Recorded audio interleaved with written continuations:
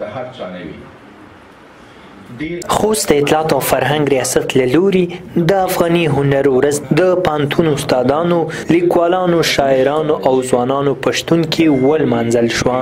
د خوست اطلاعات او کلتور رئیس وایي هڅه کوي چې افغاني کلتور ته پراختیا ورکړي.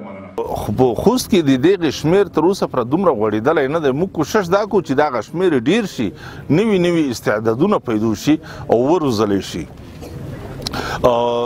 د دوی دپاره د سهولتونو په مهیا کولو کې به انشاءالله تعالی د موږ د ګالرۍ مسؤل چې کوم ده هغه به په دې برخه کې د دوی سره ډېر کوشش کړي، زمینه سازي به د چارې ورته برابروي، هغه امکانات د چارې به ورته برابروي.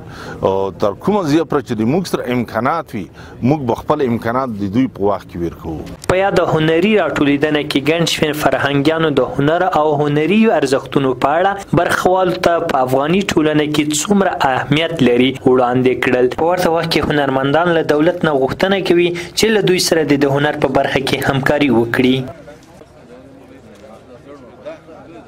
تمثیل خو داسې یو شی دی چې تاسو ته پته لګېږي چې هغه تمثیل په ژبه خلکو ته یو پیغام رسول دي، خلک خود تر بلل دي، یعنې یو پیغام کې وي.